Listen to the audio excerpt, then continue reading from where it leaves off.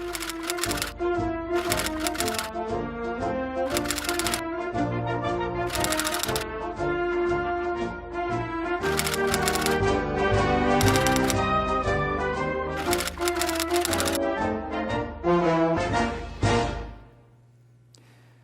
evening. Welcome to Chasing the Facts. I'm Sam Chase, your host, and this is part 2 of an interview that ongoing interview that we've been having with Town Manager Paul Cohen. Previous segment, we talked about what happened during this past calendar year, which was fiscal to 2021, and some of the challenges that we faced. Of course, COVID-19, as we all know, was the big one, and how the town and the schools working together have responded to the various challenges. And now I think what we'd like to do is discuss what is ahead of us in terms of the fiscal 2022 budget, and maybe get a little bit of insight as to what Paul sees is lying ahead for the town during the next calendar year. So I'll let you pick it up from there. Sure. We're hopeful that 2021 sort of becomes the return to the new normal, I guess the best way to describe it. And so we're proceeding as if, things will proceed in a typical pattern. So for example, in January, we'll start with the budgetary process with the select board, school committee and finance committee, and discuss the path forward in terms of revenue availability, capital projects going forward. The plan would be to hold the town election as scheduled the first Tuesday in April.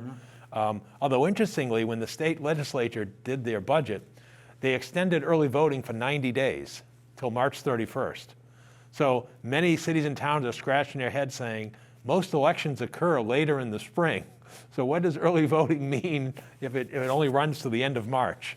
Are we going to be able to have early voting for a municipal election? That's what's unclear. They've only extended it for 90 days. So what we're hoping is that there'll be a supplemental act by the legislature to extend it, because clearly we're not going to be out of the pandemic impacts by the end of the fiscal year. The general population won't be getting inoculated until probably April. April, exactly. Right. So we anticipate we'll proceed with the election as scheduled in the first Tuesday in April, and then the question becomes town meeting. Mm-hmm. And what I anticipate, and again, this is my words, not the moderators, not the select boards, nor anyone else's, but I would anticipate probably a similar process as to what transpired last year. That, as you said, if the general population doesn't begin to receive its inoculations until April, well then, is it realistic to try to gather, in late April at the senior center or even the high school gymnasium for town meeting? And I think the question will really come up is, well, why don't we just wait till June again? And by then, more people will be immunized, the weather will be nicer, the spread will be less, and probably go with an in-person town meeting at the end of June like we did this past year. And my concern, though, looking at the warrant for what's potential, is we are probably going to have a multi-night town meeting, because at this early date, I see at least 30 articles for town meeting. Interestingly enough, we're having, I know of at least, one citizen petition article, which is a resolution, has already been submitted, and then there's language out for at least one other citizen petition town meeting article. So I would anticipate that you probably have 20 plus financial articles, many of which are recurring, but then you'll have substantive. For example, there's talk of zoning articles coming forward at spring town meeting. Those take time, as you note. The question of cannabis in terms of not sales, but cannabis growing or cannabis research, should that be allowed? Because, now that we've had a few years into the cannabis environment, would the town allow, for example, farmers to grow cannabis? Would they allow R&D with cannabis-based projects? Because right now our prohibition is total. Do you sense that there's been any shift in the general public's feeling on that issue in Chelmsford? And I think it's just not clear. I think that's the issue. Because when the vote occurred, it was the state ballot. Remember the question about moving forward into the environment. Now we're a few years into it. We don't know. And you know what? I don't think it's a bad question or option to bring it to the people. And if they say no, then you say, okay, you accept it. That's exactly Sometimes there's this hesitancy to bring things because they might fail. Why? you're never going to know, and there's nothing wrong with bringing something that's unsuccessful. No, it's funny. I always, and I know this is a very minority opinion, but I've always been of the opinion that an override, it's the same thing.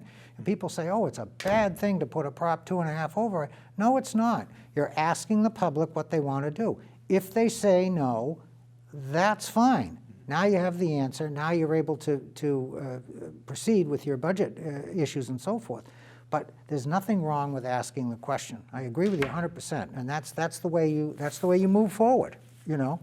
Right. So I think Right. again, realistically, I don't see a one-session town meeting. So again, 30 articles as of now. as of now. Yeah. So my guess is, again, you probably have that town meeting, the other thing though is, again, if you are escaping from the COVID environment and people are now having a greater capacity to travel, you definitely want to be done before the last week of June, because you don't want to lose the voters who may be taking long delayed vacations and other things as you hit July. So Yeah, that could be a problem. so I anticipate that the town meeting may take place in June, because honestly, the other option is a remote town meeting, and it just doesn't. I just haven't seen evidence that would be successful in terms of the effort it would take to pull that off successfully in our community. I know the town of Lexington did that, and I had quite an extensive conversation with the town moderator about it, and John Curlin spent quite a bit of time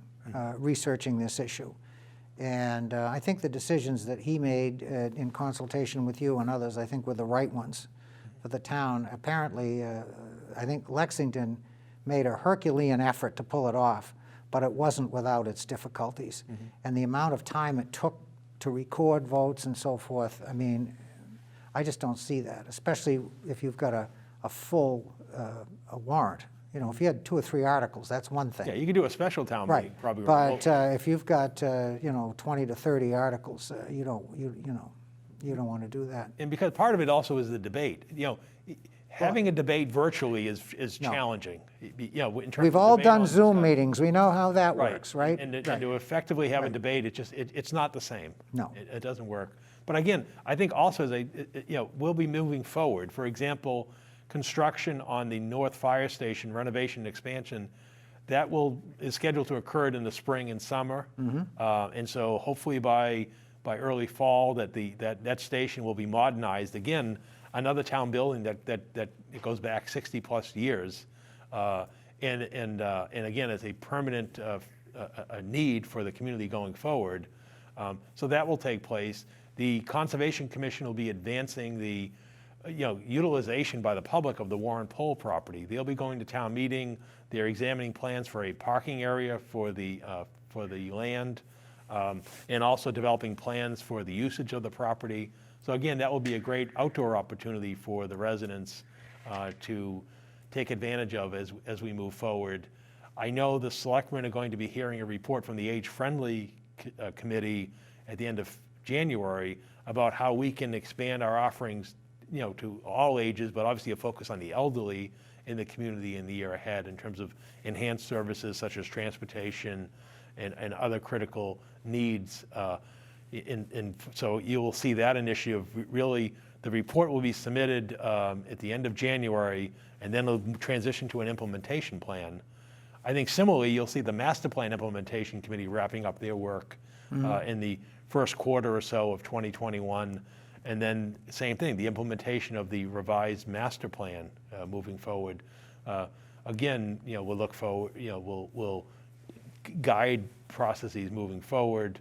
And then there's the usual. I mean, we came in and presented the board recently with the road construction plan for 2021, sidewalk construction plans, and again, trying to get ahead of things in terms of economic development, because again, I think there's this feeling that there will be a burst once the pandemic sort of subsides, and again, you want to be prepared for that, because there'll be a demand for services in the community and hopefully a surge of economic activity in the community that I think you want to be positioned for, because smart business people are thinking 6, 9, 12 plus months ahead. Yes, they are. So that they, and And again, we would see for example, the development of the Press Cafe on 129 moving forward, and other initiatives, so that again,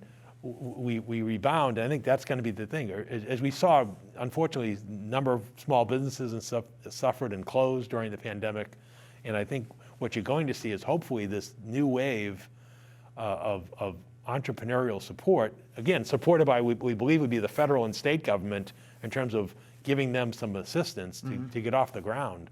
And I think it's going to be a very exciting time. So sort of coming from the crisis, you have the resurgence. And I think that's what everyone's looking forward to for the year ahead. Well, I certainly hope so, and you certainly are expressing the optimism here, which I think is exactly what we need to do. We need to be glass half full type people, and look at it that way going forward. The whole situation relative to economic development, the timing just couldn't have been worse. I mean, it seemed to me like we were just getting to the point where things were really starting to fall into place. And then bang, we get hit with this COVID thing, Right. and it just, I mean, as you know, I'm on the Economic Development Commission. I can't remember when we had our last meeting. We just haven't. We were fortunate with the Thermo Fisher coming in. Yes, That was yes. sort of the bright spot in a cloudy day. Mm-hmm. That their investment into town on Mill Road. Yes. Again, it's one of those investments that you want to see. Provides well-paying jobs. Mm-hmm. A well-established company, and here again, another company is involved in, quite frankly, in the COVID response. Correct. In terms of scientifically. Yep. And so that, again, that's a great resource and a great investment of new jobs in the community. And so that's going to be very, very favorable. But again, I also think you're going to see, even at the small business level, one of the things that I think people are concerned about is the suffering that small businesses and how essential they are to the character of a community. I don't think people want to live in an environment where everything is always ordered online or No. Or from large providers. That what makes it unique and makes it special is activity within a community. God help me, I never thought I'd say this, but I kind of miss going out and doing Christmas shopping. Yeah. You're absolutely right. I mean, when you are compelled to stay inside and not go, not do your normal external type things that you do going to the mall or shopping or whatever, you get the cabin fever, and you're right. People are ready to get out and start moving again. And I think hopefully that all does translate into. And I think the outdoor dining is, one of the things is there were some positive things that Yes. came out of that. Yes. And I think the outdoor seating and the outdoor dining and some of the Yes. states' more liberalization of the liquor laws and Yep. so forth. Yep. I think that's here to stay. And I hope think, so. I hope so. And I think that, again, can make it exciting, because I think people enjoyed sitting outside, and whether it's at the Princeton station or at, in the center. And our area restaurants did a marvelous job at that. They really did. And the one thing that's before the planning board right now is the revitalization of the Oddfellows complex. Mm-hmm. And again, there's a restaurant plan there. And the old, First Bank building, or, that there's a plan that the Oddfellows building would be basically a restaurant. And if that's the case, and not to mention the residential development behind it, because that brings vitalization and energy into the downtown, where people will walk and dine and I think you've already seen it with Gristmill. Without a doubt. And as you know, there were skeptics on that project. Absolutely. And I think thus far it's been well received. And I think if that other component, again, behind the Santander Bank goes off the ground, then that's, again, another positive step for the center going forward. Now, what's happened with, I know there was something planned for 9 Acton Road. Yeah, that sort of has been, basically been, That's been shelved? The applicant went away, but obviously, again, you still have a vacant building there, and then the question is what would the opportunity be going forward? And so that will be something in the longer term, I think. Now, all of these things that you've just been speaking about, how does that dovetail with the master planning that's due to be complete shortly? Yeah, the master planning effort is due to be completed, to be presented to the planning board. George Zaharoulis has sort of chaired that effort. And then the planning board we believe, would obviously accept the report, and then it becomes the implementation. And last time, Dave McLaughlin chaired an implementation committee that was quite successful. Yes. And I think it would be the same thing. You get the report, And then you say, okay, what are the action items, short term, medium term, long term, that we need to act upon as a community? And I think that's how it will transpire in the months and probably years ahead. So that will be a very positive initiative going forward, for the community. So that I think people are looking forward to that effort. Well, that's good. Now, do you foresee any changes in terms of the staff and the staff configuration within Town Hall as a result of any of the changes that have happened over the past year, or any initiatives that are coming forward? Do we need to add staff? Do we have redundant staff? How does all that look to you? I can tell you the budget that we're planning is level service, level staffing. And again, while things get on their footing, the interesting thing now is we're sort of in a pause. The government tends to lag the economy, and it tends to lag the development. So, for example, right now there aren't a lot of projects before the planning board. Right. And I think the Oddfellows one that we spoke of is sort of the last of that sequence. And so, so I think there'll be a bit of a lag, going forward and towards that effort. But in terms of town staffing, I don't foresee any changes. I can tell you, I looked at the enrollment numbers for the schools. Again, that's steady as well. In fact, they actually have a very small class of 8th grade this year graduating, either going into the high school or the vocational school. So I don't see an expansion of staffing at the high school. What will remain to be seen, again, they'll start going through the kindergarten registration of what comes in at the other end. And there's been a lot of home sales, as we know. Yes. But thus far, we haven't seen it translate into an enrollment surge. And so, again, so I think it'll be more of a status quo in terms of staffing and resources. I know our assessment will go up to Neshoba Tech because, believe it or not, we're almost a third of the student enrollment now at Neshoba Tech. We went up again based on the October 1st enrollments, and we're almost 2 to 1 over any other community, including Pepperell now. Right. And so that means it's more costly for Chelmsford because we bear a burden of the debt service, the operating cost, capital, and so forth.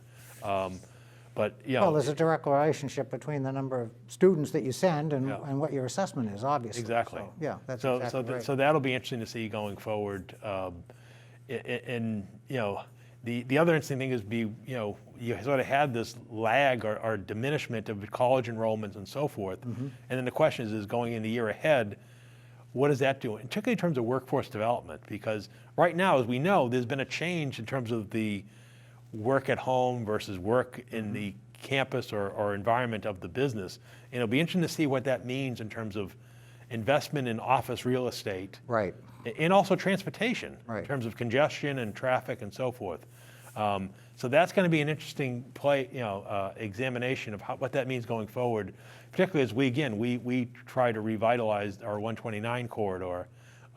We're looking with working with partnership with the companies that are out there to market and brand it. There's talk of a signage as you enter the park to identify the park.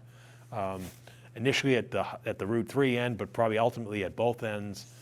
And again, but I think everyone's sort of looking at a very uncertain office environment now.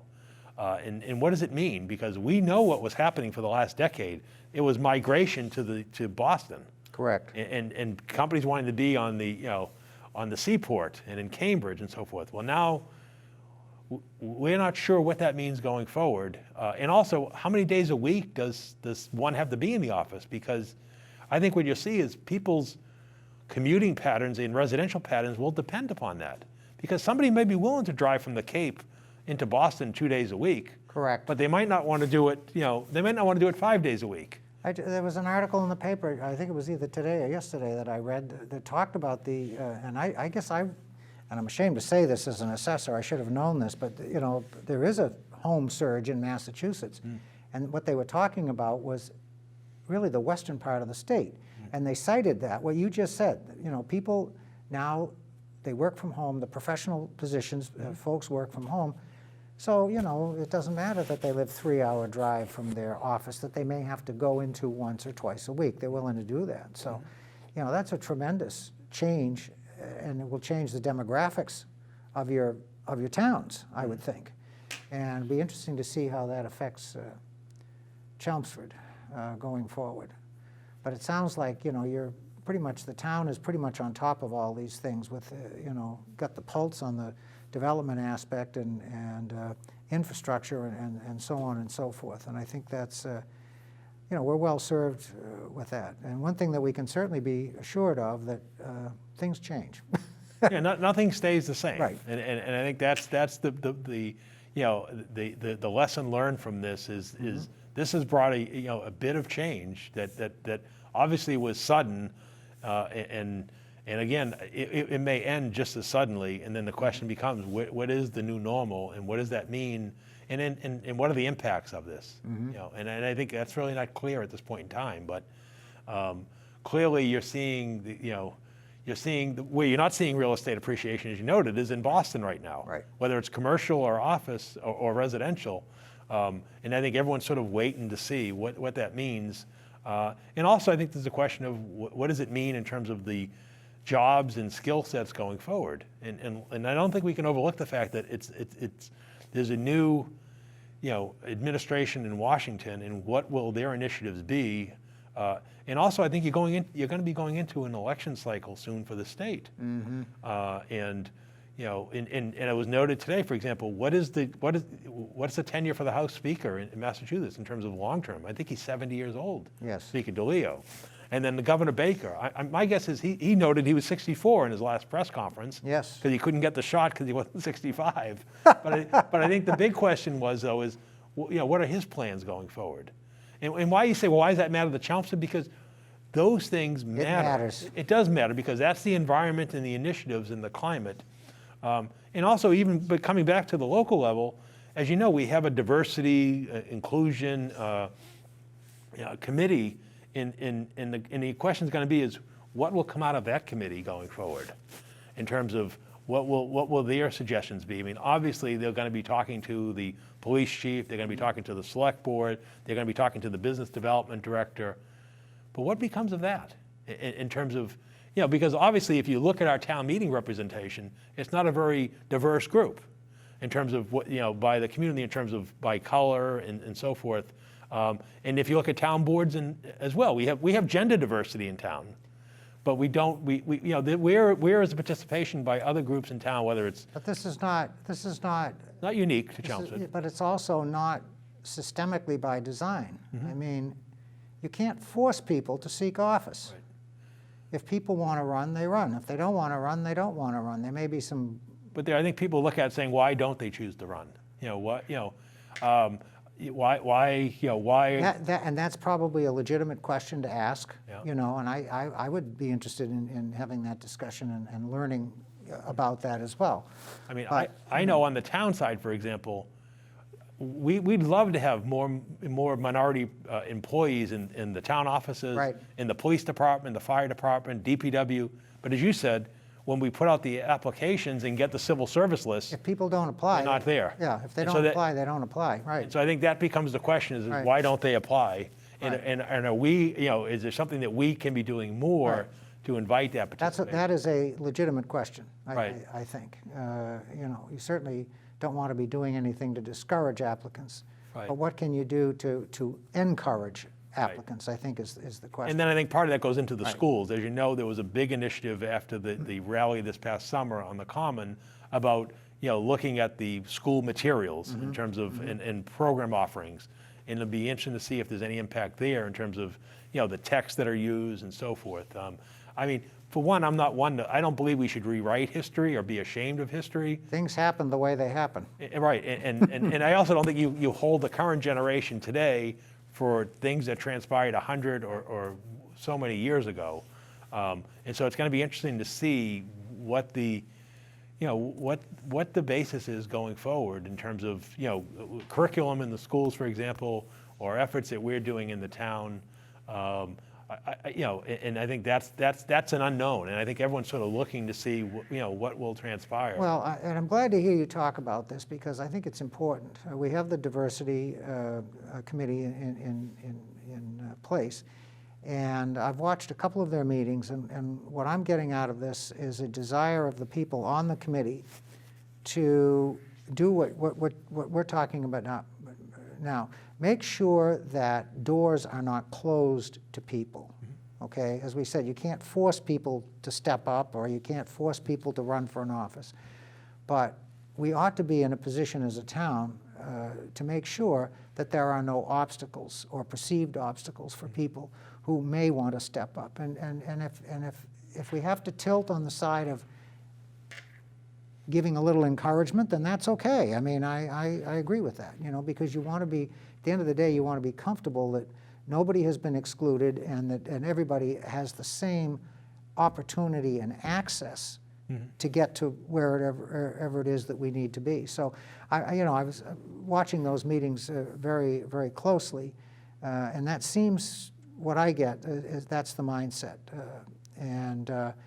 I think hopefully, we'll get to a better place at the end, you know.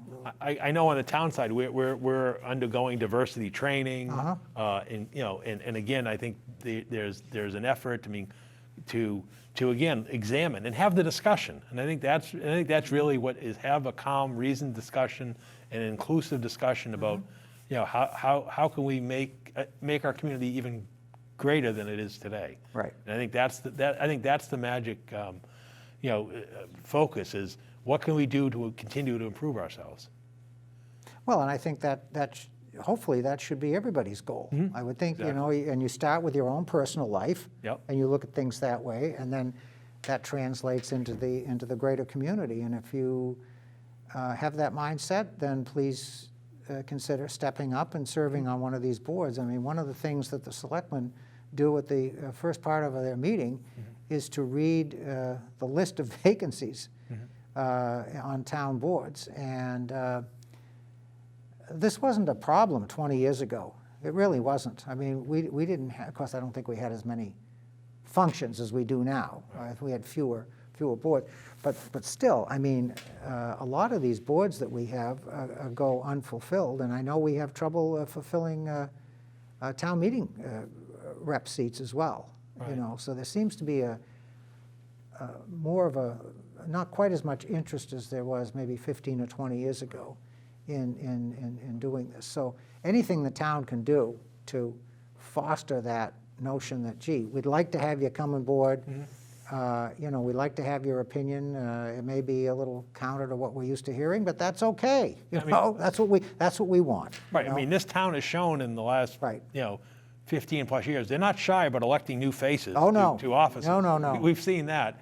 But also, I think generally it emanates from the schools. People's involvement often goes around their family and their school children, if they, their children, and oftentimes that becomes the roots and the foundation of how people get involved. They get involved in the PTO. They get involved with this, school activities, and then they sort of branch out because they make connections through their children. You meet people through the kids. That's absolutely exactly. correct. Yeah. Unless your wife happens to be a teacher in the school system, and then she already knows 1,000 people. Right. That's how that works. So, generally speaking, I'd say that the outlook for the town for the next fiscal year certainly looks to be optimistic and promising. Yeah. I mean, getting the news on the COVID vaccine certainly is a heck of a shot, no pun intended. But really, that's. And I think we just got to make sure that we continue to make the investments that Correct. are needed, and that we don't shortchange ourselves for, in terms of are we positioned in going forward. And I think those discussions will take place. I mean, clearly we're hearing there's a concern. There's always concerns about the condition of the roads in town, the condition of the sewer infrastructure. Conditions of our facilities and infrastructure.